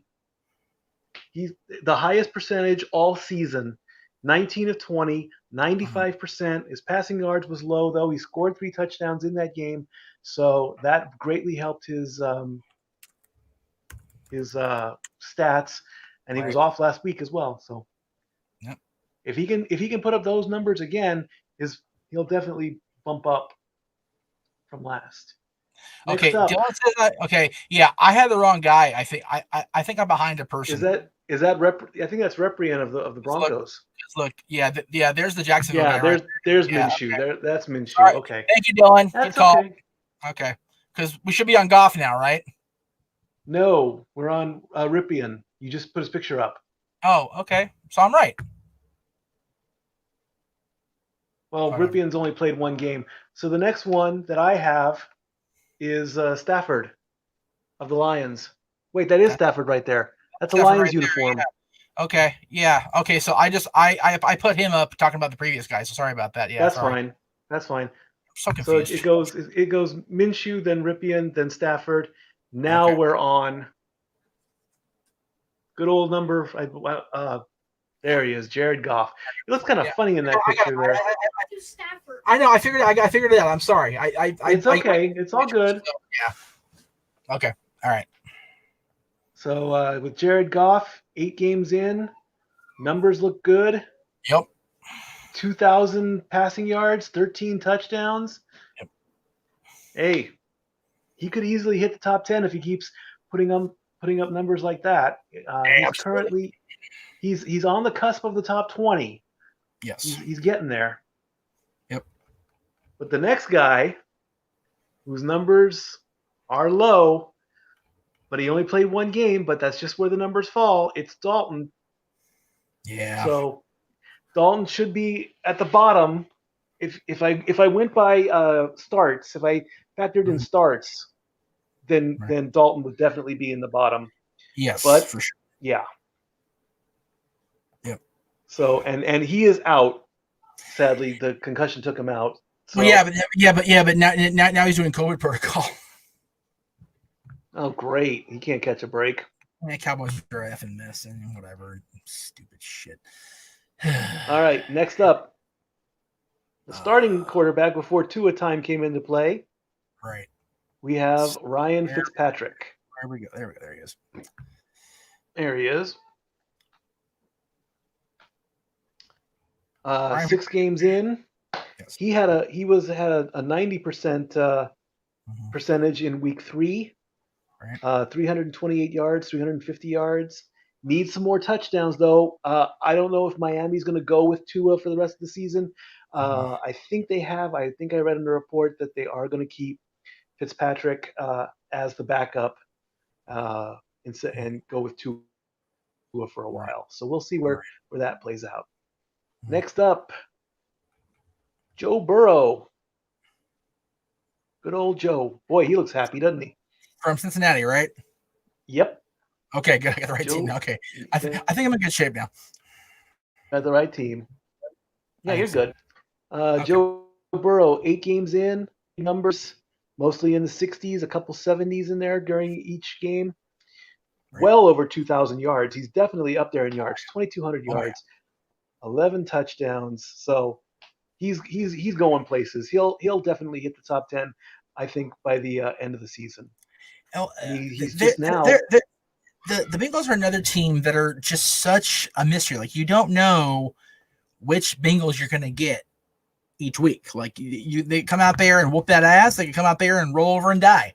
You just don't know what you're going to get out of Cincinnati. And it's such a shame because they've got talent for days. They just can't put it together every single week consistently. It's frustrating, especially for people that are from Ohio, from Cincinnati, like my family. It's very demoralizing to watch it every week, to be honest with you. So, anyway. All right, up next, Kyler Murray of the Cardinals. Yes. Pretty good numbers with Kyler, mostly 60s and 70s. His worst week was week 6. He only went 9 of 24. I don't remember what happened in that game, really. Right. Good yardage, 1,800 yards, 13 big touchdowns. Things are looking good for him. He'll probably get into the top 10, I believe. Oh, very likely. Very likely. Yes, oh yeah, indeed. Absolutely, yes. All right, we talked about him from week 8 with that. Not a bad. Now that's a badass picture right there. That's like don't. That's like don't screw with me, man. Oh man, Chingus. Oh yeah, Teddy Bridgewater of the Panthers. That's almost like I'm gonna hurt you. I have come to fuck shit up. Yes, he has. Second highest percentage completion ratio of the league at 71.6, 2,100 passing yards, 9 big touchdowns. Definitely a contender, possibly for MVP if he keeps his numbers like this. Could have been a contender. He could have, and he probably will be. You know, Yeah. Who knows what's up? Yeah. Who knows what's up with him, buddy? Right. Oh yeah. Next up, Nick Mullins of San Francisco. What can we say about Nick Mullins? He plays for the Niners. Yeah, he only played 2 games, but I mean, 343 weeks in week 3. It gave him a bit of a boost, but you know, if the current San Francisco quarterback doesn't come in, Nick is there if you need him. There you go. Just where the numbers are. Yes. Up next, this was a bit of a sleeper for me. Justin Herbert stepped in, like I say, stepped in on week 2, thanks to the debacle with Taylor. Mm-hmm. And his numbers are very good, especially in the passing game. He's up there at 18-20. He's got 15 touchdowns. His percentage could be a little bit. He's up and down and up and down and up and down. But hey, I'm calling him a sleeper. I really am. You don't know what. Definitely a sleeper with that. Up next from Washington, Kyle Allen. Yep. Let me bring up my numbers on him real quick. There we go. Only 3 games in. Not too bad on no sacks or 1 interception really. 7 times sacks, 4 pickoffs. You know, if he keeps playing, his numbers will come up, and we'll see where he goes with that one. But not much on Kyle Allen. Not yet. Because they were going to Haskins. Next up, Matt Ryan of the Falcons. He currently has the most passing yards of any quarterback. Right. In 8 games. Oh, that's not him. Hold on. Oh no, that is him. That's where are you, Matt? There you are. 450 yards in week 1, 338 yards in week 7, 371 yards in week 6. For the rest were 200 yards. He's at 2,462 yards. That's 24 football fields and then some. That's how much he's thrown. He's got the top spot when it comes to passing yards. So that definitely helps him. Yep. He could clean it a little bit more. 12 touchdowns. That could be a little bit higher. He had 4 in one game in week 6, but right. he's dang near in the top 10. He's pretty close. Maybe 3 more weeks, and then we got that one. There the next one, he would have easily been in the top 10 had that injury taken place. Good old Dak. Oh man. I saw his numbers, and I even noticed this. 3 weeks of over 400, 450 in week 2, 472 in week 3, and he's so far, I think, the only starting quarterback to have 500 yards this season as a starter. Nobody has come closer to 500. Yeah. I don't think anyone is going to touch that. They've come close. There's been a couple 450s in there, but nobody but Dak has hit 500 yards. And even though he's out for the season, you know, it is. I think what he needs to do, I mean, it's been what? It's been 3 weeks since the injury. Yeah. I think he needs to show up on the sidelines as safely as he can possibly be and fire up the team for the second half. I know that's probably not going to happen because of COVID issues and because of I'm glad you said that. issues. I couldn't disagree with you more. I nobody with the risk of getting sick due to a higher risk due to injury, it should not be anywhere near anything. I appreciate your desire to have the Cowboys get that team spirit fired up, but Dak getting sick or potentially is the last thing they need. So I'm fine with Dak phoning it in for real, like actually being a video chat from where he lives than being at Arlington Stadium or AT&T or anywhere near the game. So wouldn't it be great though if we could like maybe reach out to these teams and have some players come into the sports bar? Wouldn't that be great? That would be great. And it's It's very unlikely because the NFL has a bigger line of red tape than WWE does. I'll be honest with you, because I've tried. But never say never. I mean, I could imagine the traffic if we had Dak in here. I would hope that people would be polite about it. And they're not like, "Oh, Dak, you suck," or I wouldn't want any of that to happen. I don't trust sports fans enough to do something like that, to be honest with you. So even your fans, even my fans, I don't trust them enough. So, all right, we are almost in the top 10. We've got 2 more to go before we hit. Actually, 1 more to go. Yep. And we have Deshaun Watson of the Houston Texans.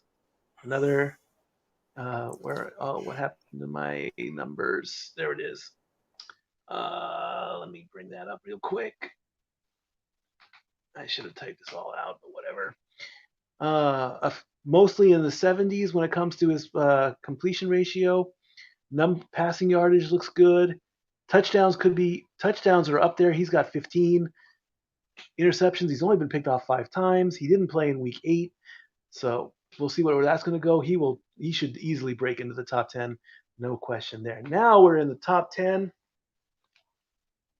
and the number 10 quarterback from the Indianapolis Colts. There he is, Phillip Rivers. Great. What can you say about him? I mean, you don't like him. Nope. Okay, and nope. He sucked here for the Chargers. 270s and an 80 in the percentages. Yep. Passing yards are getting up there to 2,000. He'll probably hit that in a couple of weeks. 10 touchdowns, 6 interceptions. So best week was week 3 when he hit the 80s. But we'll see if he can stick around. Next up, number 9 of the undefeated Big Ben. Big Ben with that crazy Freddie Mercury mustache going on in there. 15 big touchdowns for Big Ben. Consistent in the 60s and the 70s. He's only been picked off 4 times. He's only been sacked 8 times. So that's a strong. He's so big you can't touch him. You can't go anywhere near him. I think he'll definitely, if he keeps playing the way, he might be top 5. We shall definitely see and keep our eyes on that. You gotta wonder after each game, is he going back there going, is this real life or is this just fantasy? Caught in a landslide, no escape from reality. Anyway, Ooh, if we had him in the sports bar, hopefully he would laugh on that one. Nah, up next, face. Oh well. Up next of the Buffalo Bills, the Goober. Yeah. You got to go. Wow. He's looking like almost like a Daniel LaRusso in that picture, I think. It looks like a freshman picture from high school. I would think so. 2,172 passing yards. Best week was week 2 where he hit a 400. 16 touchdowns. Now we're getting up there in the touchdowns, 67, a few 70s, a couple 60s, so he's consistent there. We'll see where Josh is going on that one. Next up, there it is. My pick for MVP. Yeah, baby. Rank number 7. What can you not say about Russell Wilson? I mean, he's leading the team. He's leading the league. 26 touchdowns in 8 games. Yep. Or in 7 games, excuse me. He's only been picked off 6 times. He's got 2,000 yards. He's in the low 60s to the high 80s when it comes to completion. If he doesn't hit number 1, he's just got to. His defense has got to, like you said, his sacks are up there. He's been sacked 19 times so far this season. So the defense needs to protect him. That number needs to stay where it is, because if it keeps going higher, his rank will drop. But as far as touchdowns, he's on top. No one's coming close to him as far as that. I want to see him top 3, if not in the number 1 spot, and I want him to get that MVP spot. Up next, from the Las Vegas Raiders, number 4, Derek Carr. Yep. 71.1% percentage, 1,800 passing yards, 14 touchdowns. He's only been picked off twice, guys. That means That means he reads the defense. He knows where his opponents are. You're not getting a pick six out of him. Not going to happen. Nope. Not going to happen. Although now, like I said in the week 8 review, there were 4 turnovers, but I don't think they were interceptions because Right. I kept it. Yeah, so they were just fumbles and bad plays.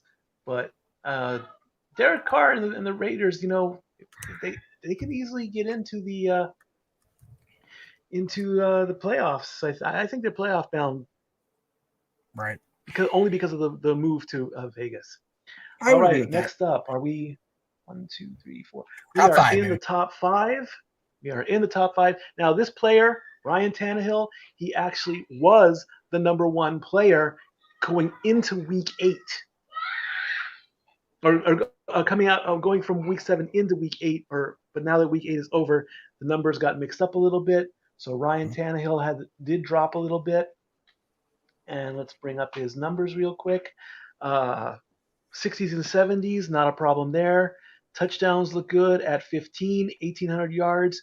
Again, he's got to be up there he should be up in the 2000s. Only 3 interceptions. We'll see what the Titans are going to do later on in the second half. Up next, the ageless wonder, Tom Brady. Wow. He looks so good in that red jersey, doesn't he? He looks so much better off than that other jersey he was wearing all those years. He just looks like a better person in general, don't you think? I just want to know why they haven't put him out to pasture yet.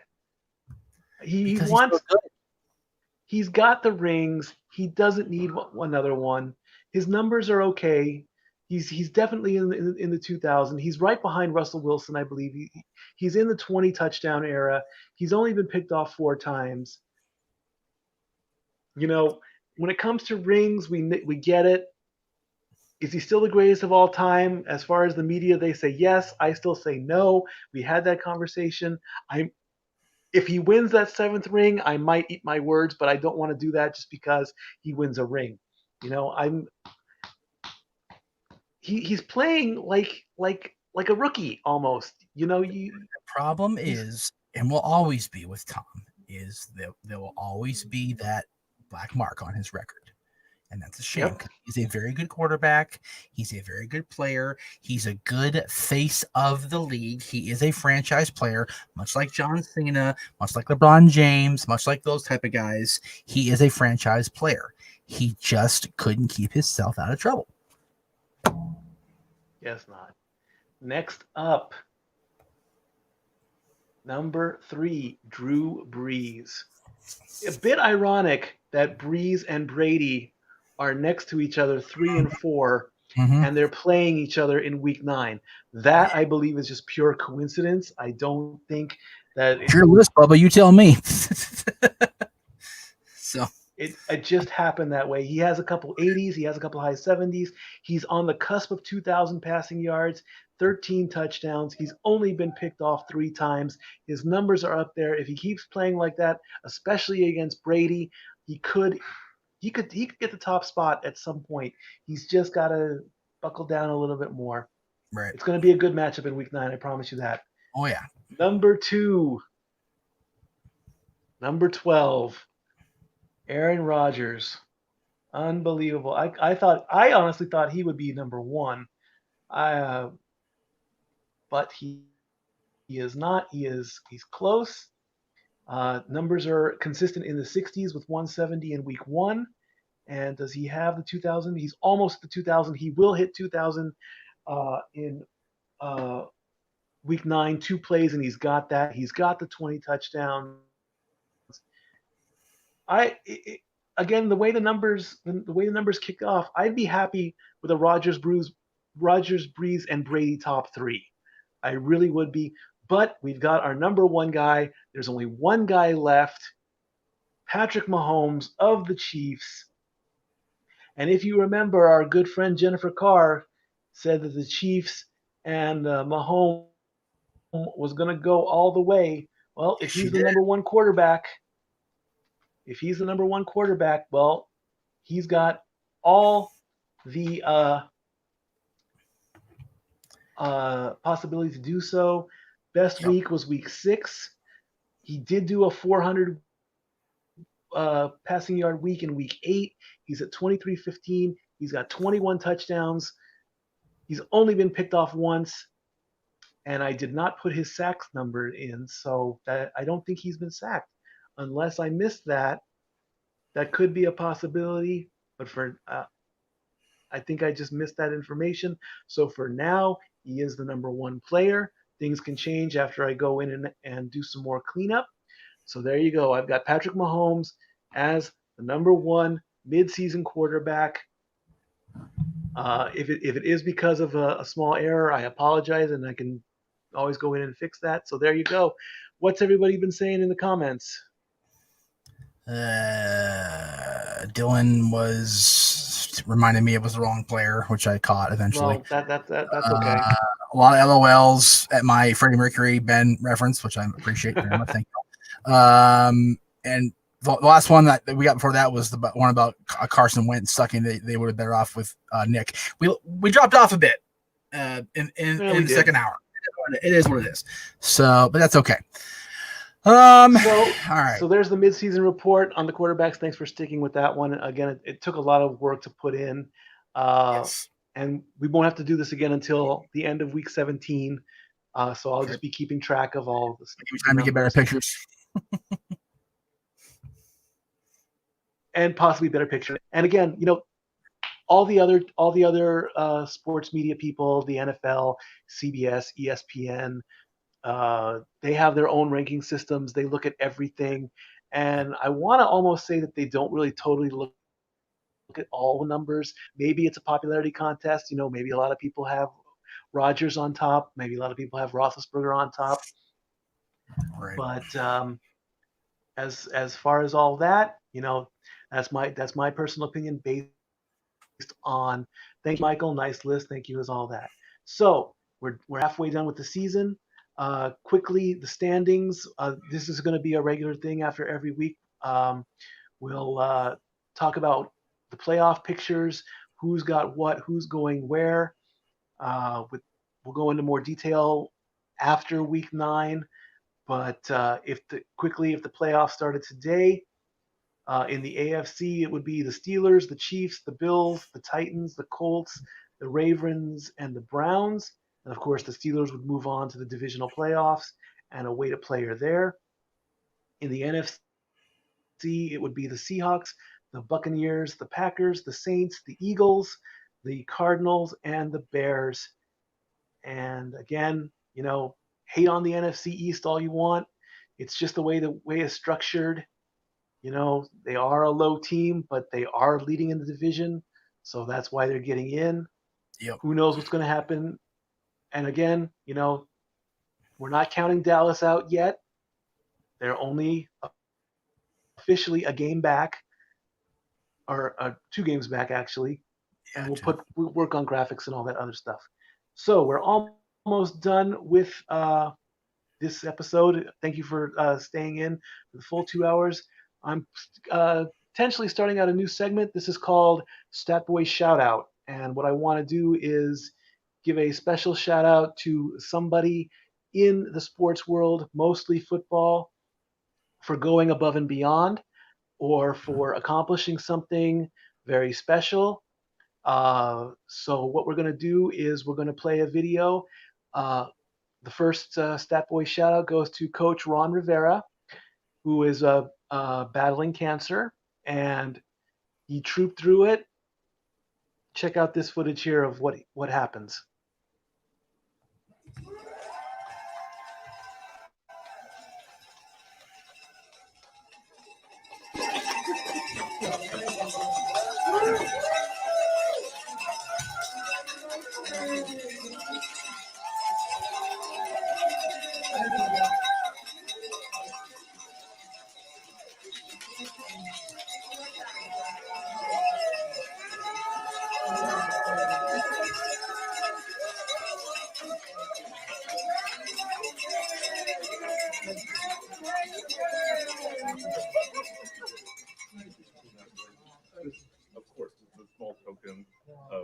recognition of the courage and perseverance from our team here. We're going to keep this back, have everyone sign it and frame it for you. Please do. That's awesome. Thank you, guys.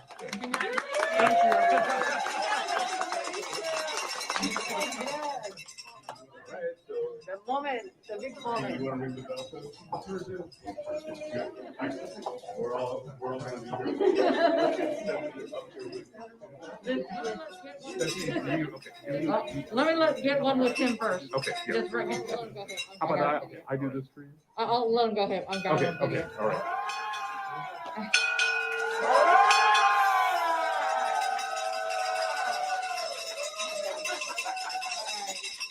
I'll take a picture with him. So there you go. Congratulations, Coach Rivers.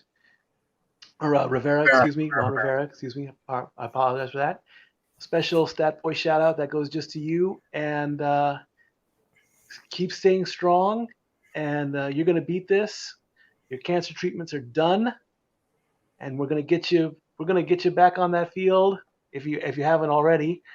And inspiration for all cancer survivors and all that.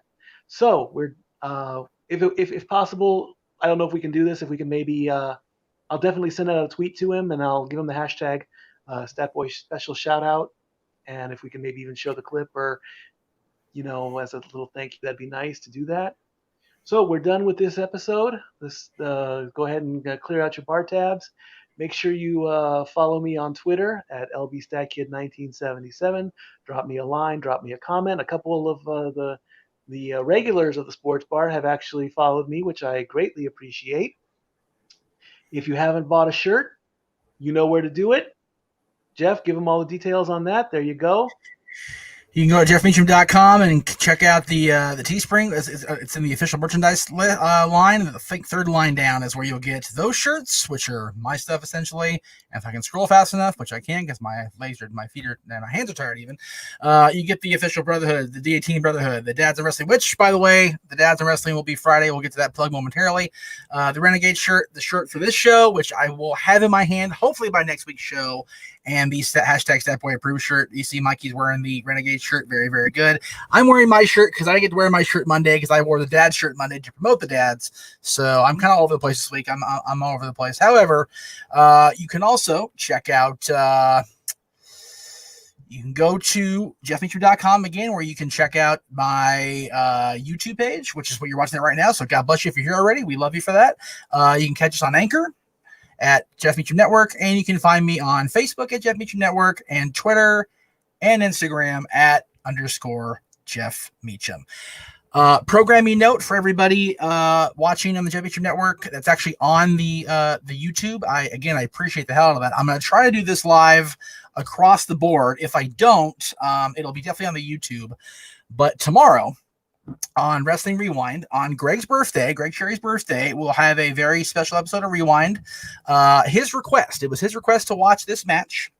For his birthday, he wanted to watch this because it's his favorite Elimination Chamber match. It's my favorite chamber match too, for the record. It is from the Survivor Series 2002, the very first Elimination Chamber match ever, as title against Shawn Michaels, RVD, Chris Jericho, Booker T, and Kane. That'll be tomorrow's episode of Rewind.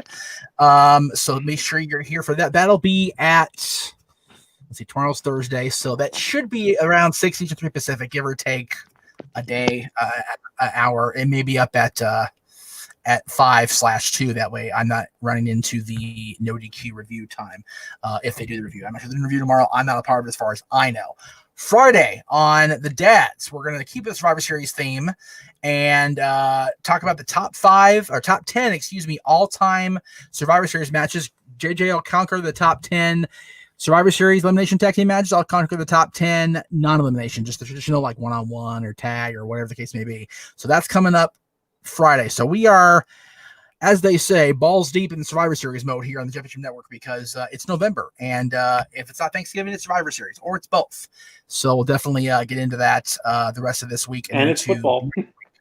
It's definitely football, man. The funny thing is, Thursday the 26th, we usually have Thursday is Rewind, but I don't think we have a show going up that day. If we do, it'll be a viewer's choice. I have to look at look at the schedule. I don't remember what it is off the top of my head. So, but it'll probably be a viewer's choice. It'll be the last Thursday of the month. The next day is the trivia finale. So it's a busy month here on the Championship Network, and we appreciate everybody sticking with us for the entire 2 hours today. We know there was a lot of information to absorb and a lot of things to take in. And Mikey, I know, appreciate you because Mikey worked his ass off to get that list together. And I did my best to get the pictures. I tanked. It is what it is. We'll be better in week 17, and we will be there for that. So again, tomorrow, Wrestling Rewind with Greg's birthday for the chamber match, Friday for the dads for the Survivor Series list, and then Saturday, if I'm up for it, depends how I'm feeling, I'll do a watch along for Full Gear for AEW. But I highly advise you, if you're on the East Coast, tune in right now on TNT for AEW. It's the final show before Full Gear, and check out USA Network for NXT because they got shit going on tonight, brother, for sure. Thank you guys for watching. Mikey, take us home. How about a Sunday watch along? Dallas versus Pittsburgh. That's a big fat no.